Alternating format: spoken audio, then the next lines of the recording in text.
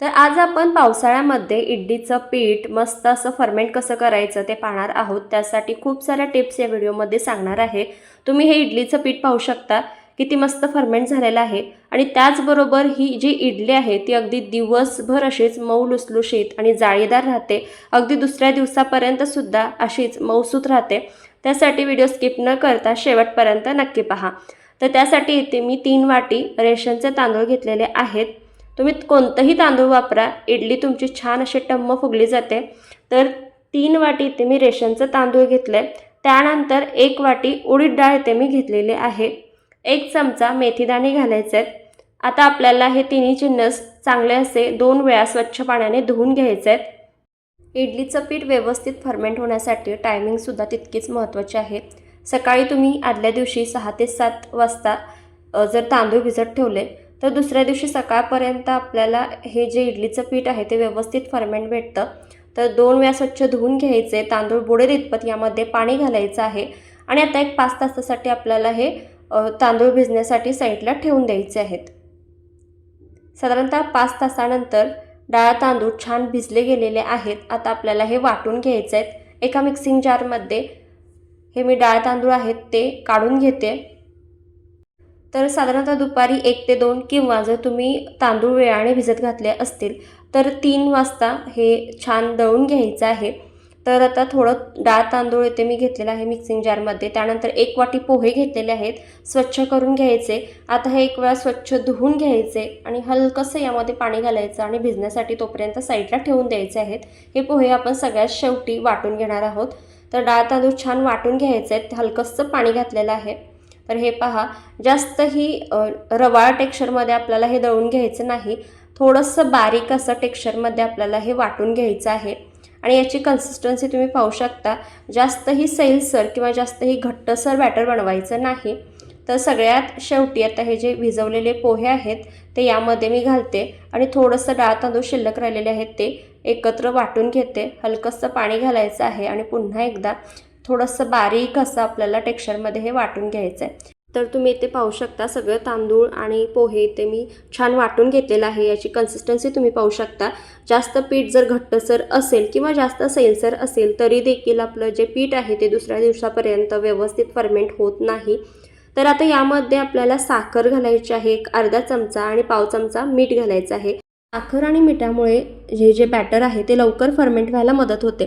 आता पळीच्या साहाय्याने मी एकाच दिशेने 5 मिनटं हे बॅटर चांगलं असं फिरवून घेते। वाटल्यास तुम्ही हाताच्या साहाय्याने सुद्धा एकाच डायरेक्शनने अशा पद्धतीने हे बॅटर फिरवून घेऊ शकता। छान असं बॅटर फ्लफी तयार होतं। हे पहा, अशाच पद्धतीने आता हे 5 मिनटं फिरवून घेतलेलं आहे आणि आता हे साईडला ठेवून द्यायचं आहे। काही कारणास्तव तांदूळ भिजवण्यासाठी किंवा तांदूळ दळण्यासाठी वेळ झाला असेल तर एखादं मोठं भांडं चांगलं गरम करून घ्या। त्यानंतर हे जे भांडं आहे ते त्यामध्ये ठेवून द्या, म्हणजे छान उबदार असं आपलं जागेमध्ये पीठ फर्मेंट होतं।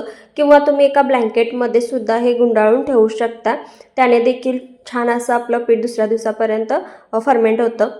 तर तुम्ही इथे पाहू शकता पीठ किती छान आपलं फर्मेंट झालेलं आहे। दिलेल्या टायमिंगनुसार किंवा दिलेल्या टिप्स वापरून तुम्ही जर अशा पद्धतीने पीठ फर्मेंट केलं तर पावसाळ्यात किंवा हिवाळ्यात देखील तुमचं पीठ अशा पद्धतीने छान फर्मेंट होईल। हे पहा, एकदम मस्त असं फसफसलेलं आहे आपलं पीठ। तर आता नेक्स्ट स्टेपमध्ये जे इडली पात्र आहे त्याला छान असं तेल लावून घ्यायचं आहे आणि हे इडलीचं पीठ त्यामध्ये आपल्याला घालून घ्यायचं आहे। तुम्ही जर या चॅनलवर नवीन असाल तर अशाच नवनवीन रेसिपींसाठी चॅनलला पटकन सबस्क्राईब करा, बाजूच्या बेल आयकॉनवर प्रेस करा, म्हणजे येणाऱ्या नवनवीन रेसिपींचं नोटिफिकेशन सगळ्यात आधी तुम्हाला मिळेल। त्यानंतर एका इडली भांड्यामध्ये इथे 1 ग्लास पाणी घातलेलं आहे, पाण्याला उकळी आलेला आहे। 1 लिंबाचा तुकडा यामध्ये घातलेला आहे। इडलीचे जे मोल्ड्स आहेत ते यामध्ये घालायचे, झाकण ठेवून 10 मिनटं वाफवून घ्यायचे आहे।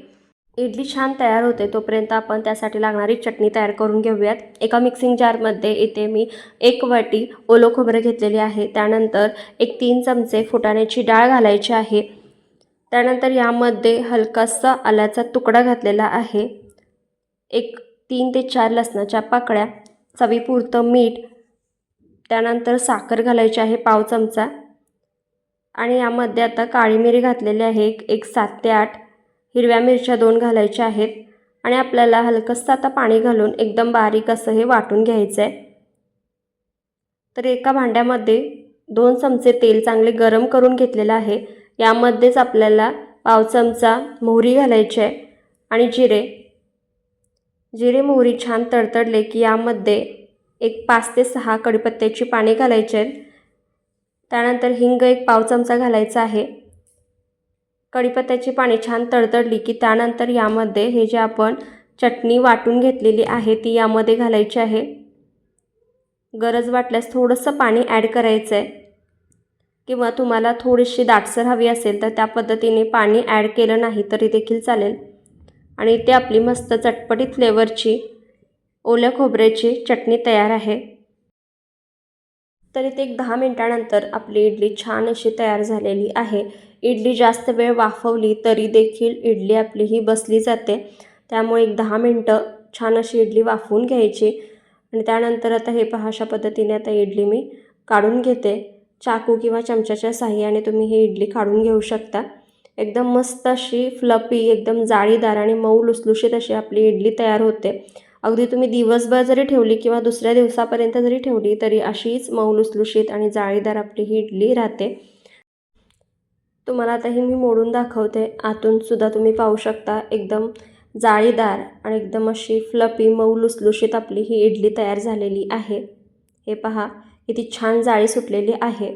दिलेल्या टिप्स वापरून जर तुम्ही अशा पद्धतीने इडलीचं बॅटर बनवलं तर अगदी पावसाळ्यात आणि थंडीतसुद्धा तुमच्या अशा पद्धतीने मऊ लुसलुशीत आणि जाळीदार इडली तयार होईल. तर तुम्हाला ही रेसिपी कशी वाटली कमेंट करून नक्की सांगा. जितक्या जास्त जमेल तितक्या जास्त नातेवाईकांना, फ्रेंड्सना व्हिडिओ आवर्जून शेअर करा. वेळात वेळ काढून ही रेसिपी पाहिल्याबद्दल तुमचे खूप खूप आभार. अशाच नवनवीन रेसिपींसाठी व्हिडिओला एक लाईक आणि चॅनेलला सबस्क्राईब करायला विसरू नका.